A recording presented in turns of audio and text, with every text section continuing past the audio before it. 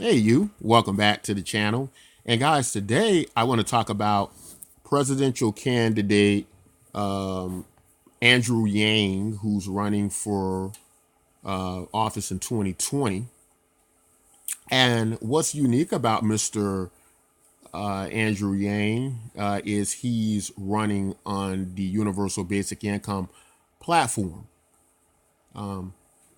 And so this is very interesting. Today, I want to talk a little bit about Mr. Andrew Yang, his position, how he plans to incorporate universal basic income into our system, and I want to make a few comparisons between what he's doing and Bitcoin MYK, universal basic income. See if there are any similarities there. What are the differences?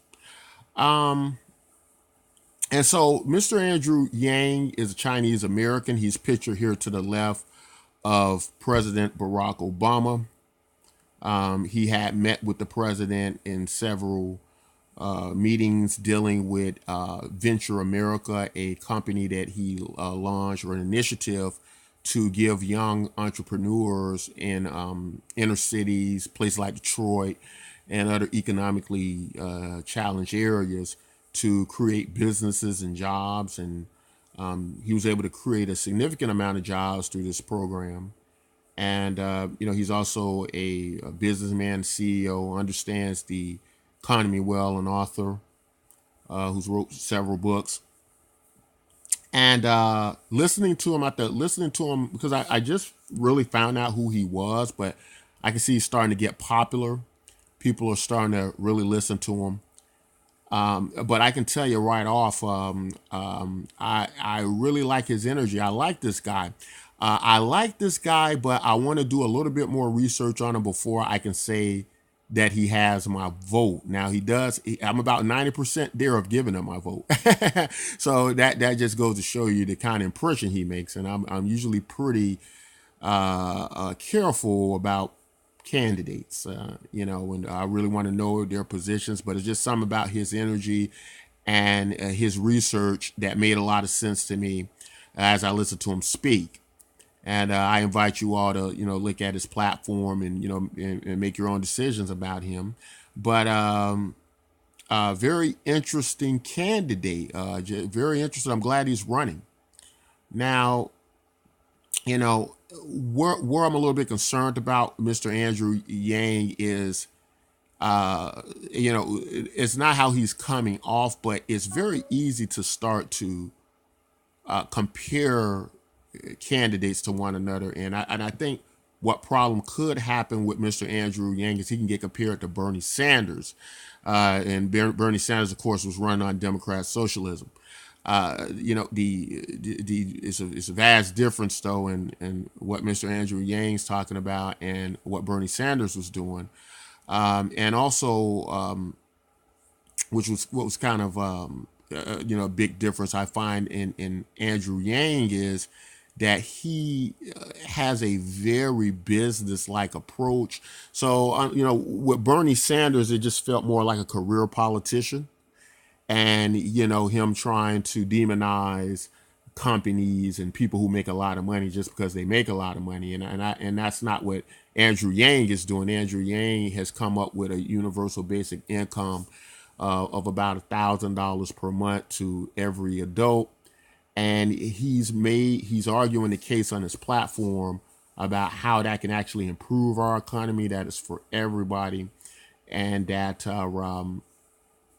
basically that it actually creates, it would be funded rather by VAT taxes, something that's pretty much all the world uses, and it would be at a much lower rate, which basically is just a way of saying that many companies that are going to benefit from what we're predicting to be severe job losses in the future from automation, from robotics, companies laying off and using machines that can not only do the work better, but they don't have to worry about benefits. They don't have to worry about it, machine getting tired or anything like that. And so it's estimated that about half the workforce, it's like 49%, could lose their jobs due to this. This is because many of the industries that are going to be targeted is retail, the transportation industry, the food industry, and so that's accounting for about 49% of our jobs. When you walk into department stores, there are dozens of self-checkout lines, and the question is raised: and why do we even need cashiers? It's really already signaling that the era of the cashier is over. Same thing with fast food restaurants. Same thing with transportation. All the truck drivers is going to be a lot easier to have trucks that can already do it, drive themselves, that don't get tired, have less accidents, have to worry about being sued less because the machine is definitely not going to have as many accidents as a human driver with vast amounts of issues. And so these are real concerns coming forward. And this is Andrew Yang's platform. And and going back to how he plans to pay for the companies that are benefiting the most from the automation, like you might think of companies like Apple or Amazon. When they're hit with a VAT tax, they might have to pay. The products might increase by 8%, but the argument is that if everybody has the new buying power now for extra $1,000 per month, that would do very little to cause any kind of economic distress to them. They would be definitely way on the benefit side, prospering, and the spending the money back into the economy would create, more opportunity, more jobs. Now, not without issues, of course. Ideas arise like, what about people who are drug addicted, on opiates? Many of us already has the buddy or friend who can't stop smoking marijuana and weed, and he could probably envision a weed paradise, where he would just sit down all day smoking weed. Maybe that's all he wants to do. And then he's receiving $1,000 per month. What do you do in those cases? Well, although part of Mr. Andrew Yang's argument is things like that could happen, you also have to account for there being increases in food and nutrition. People can afford to eat better, so then that also improves their mental health. So we got less people who are maybe even need to do drugs. Drugs also are kind of like a byproduct of stresses through life. They're products of mental illness, a lot of things that this extra $1,000 a month could help improve. And so it could also be in part of his argument that, that frees up times. You probably have people who become entrepreneurs. Maybe the guy who smokes marijuana decides to go to a state that is where drugs are legal, and maybe he starts a marijuana business. Also to keep in mind, part of Mr. Yang's argument is that $1,000 per month is only about $12,000 per year.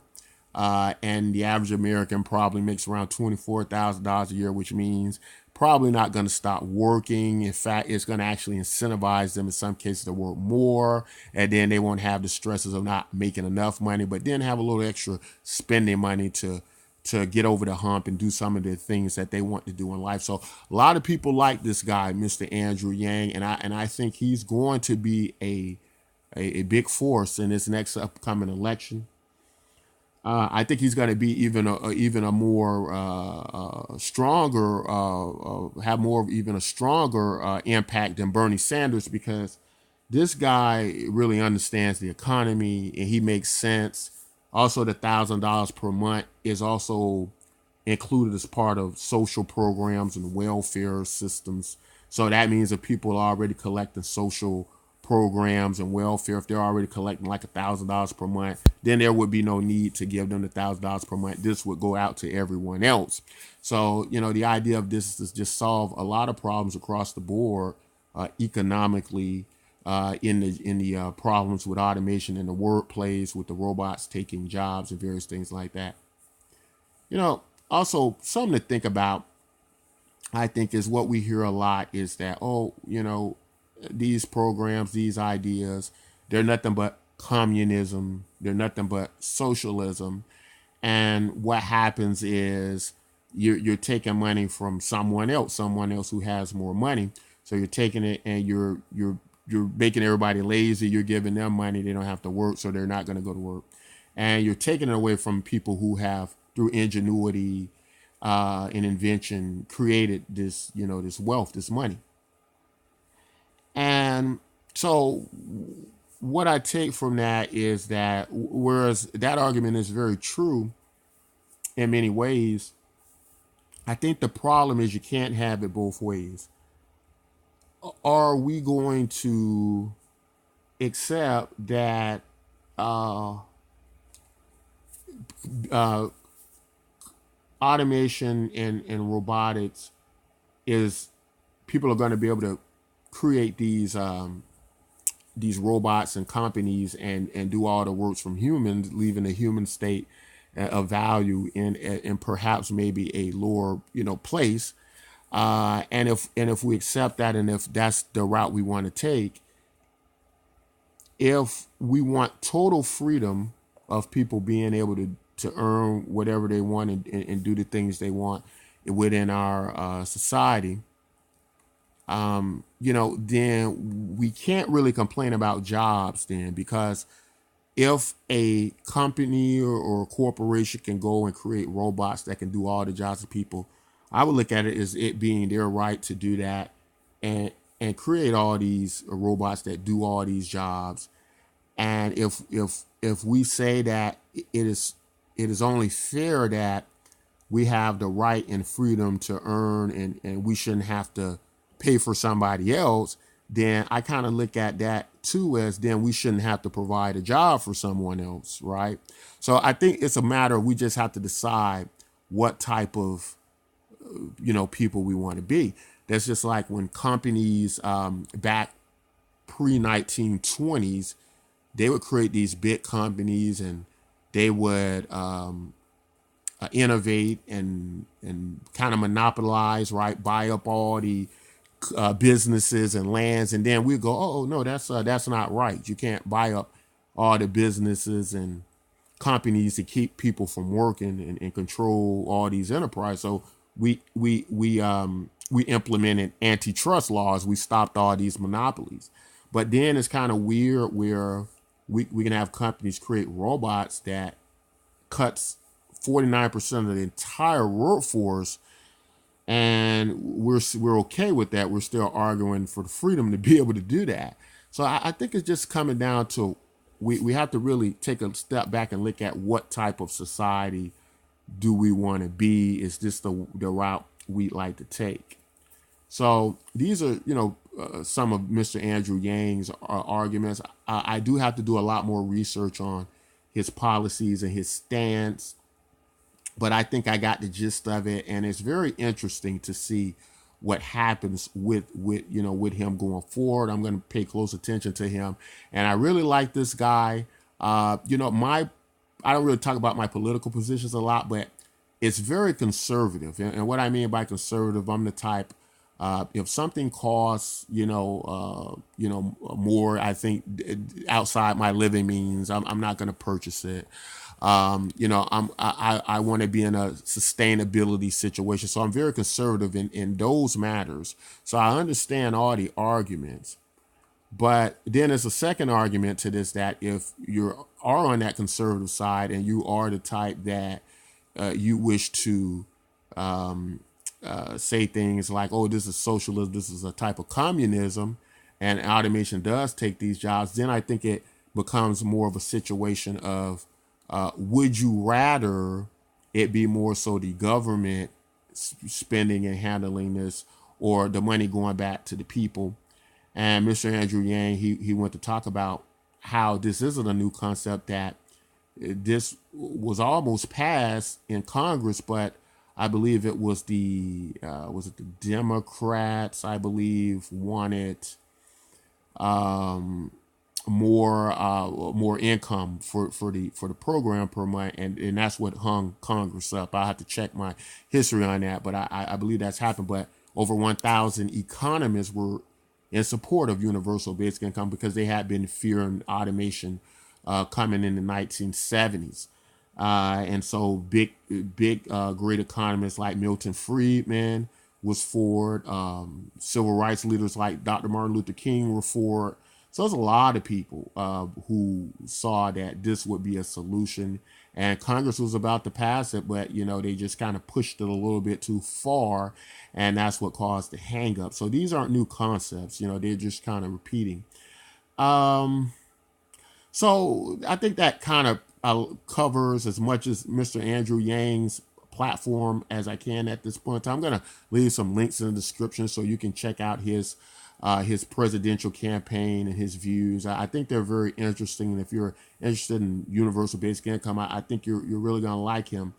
So let's just compare a little bit Bitcoin MYK. Many of you who watch the channel, maybe this is your first time watching it. You know that I launched Bitcoin NYK, which is a fork of Bitcoin, but it's also now implemented from certain value we create through the token Universal Basic Income. And it's not a Universal Basic Income token. I like to make that point. We are a sustainable token, we believe, based on things that work in economies, that work in value-wise. And there's a percentage of this value that is implemented into universal basic income. So a little bit different from just being a universal basic income token. Now, if you're totally new to cryptocurrencies, Bitcoin and these things, there exists in the cryptocurrency space versions of universal basic income tokens that haven't worked well because they're underfunded, and I just don't think they've caught on for whatever reason yet. Probably because they aren't sustainable. And so what we're attempting to do is address the parts that make these type situations unsustainable and correct it there and go forward from there. But interesting enough, if you are familiar with Andrew Yang, you've heard him speak of what would be a digital social currency, which works a lot like what we're basing our token on, which is this type of social capital / time banking token. And it's very interesting. The comparisons are so identical here. And I didn't even know about Andrew Yang's platform, but when I set the token up, it's almost identical to many of the things he addresses in his digital social currency token, which seemingly would be a way to deliver this universal basic income to families. It's $1,000 per month, because you're going to need the platform to do that, to reach everybody, to get the funds out.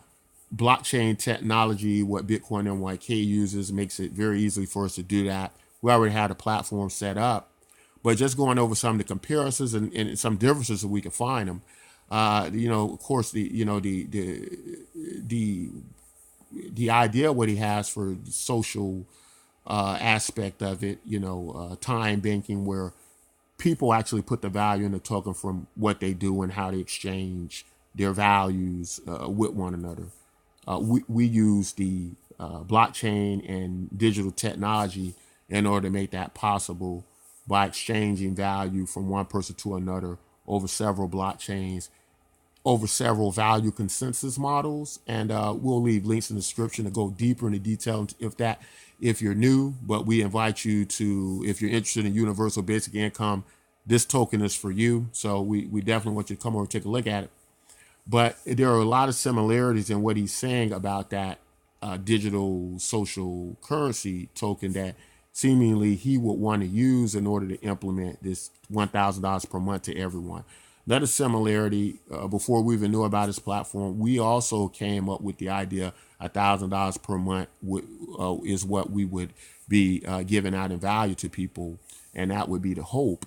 And that is because $1,000 per month seemingly seems to, I think, cover most of the average basic living needs for most people across the globe. So many times these programs come up with a number like that.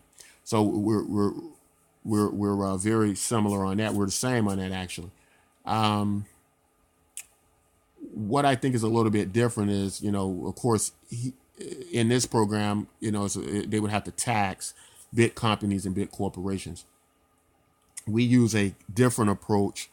Our value and money comes from several consensus models across the blockchain social media sites, offers, programs, advertising, things linked across the internet and social media that offer value through our interaction over the internet.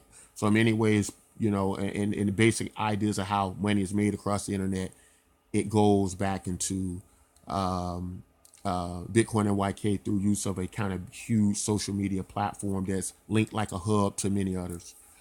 And I think the hardest part and the big differences is because it's being run on a government platform, it's going to always feel like this type of socialist paradigm where you have to tax someone and move money from one place to another. And I think our program is very much so privatized that you don't have to target any direct entity.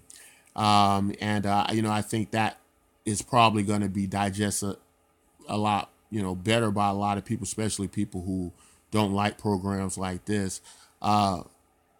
Interesting enough, though, Mr. Yang's platform speaks about how it costs about $2 trillion, but it can be reduced with the VAT tax to something like 800 billion a 800 billion reduction. So we probably have a little bit over $1 trillion a year to come up with, to get the additional funding. But seeing that we're already paying out like 500 billion a year in programs and welfare and various governmental social programs, it wouldn't be that far of a leap to go a mile further with the many benefits to the economy he underlines, which I have to go a little bit more in depth about and research about it. But it does sound quite plausible and feasible, and it sounds quite interesting. So definitely something to take a look at.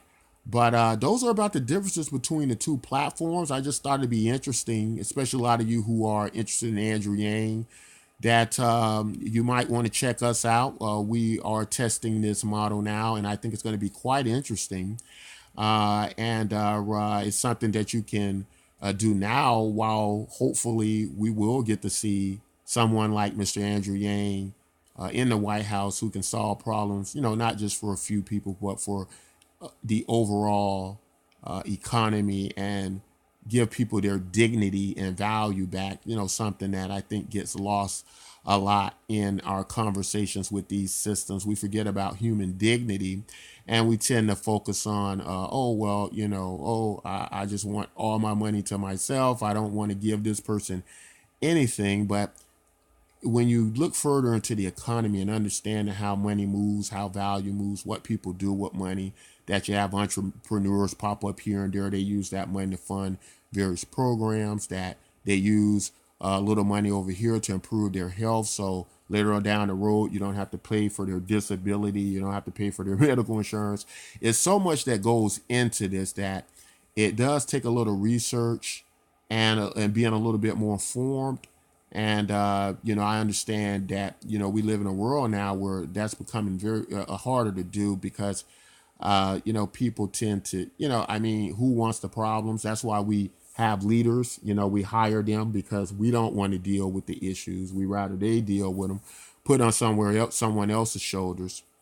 But also, I think the world is getting smaller, and we're starting to become a lot more responsible and a lot more involved in our world and the economy and the reality of our situation to say, well, hey, regular Joes, people like you and myself, are going to have to start doing things and stop depending on others to do it for us. And then we see the wreck they cause, and then we complain.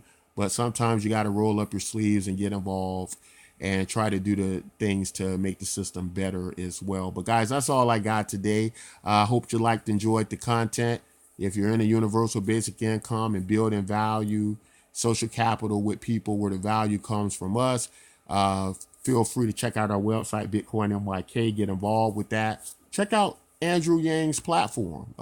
If you're dissatisfied with Donald Trump, if he wasn't your promised president, maybe someone like Andrew Yang is. So we'll leave a link in the description. Guys, that's all I got today. Guys, if you like content like this, don't forget to like, subscribe. And until next time, take care.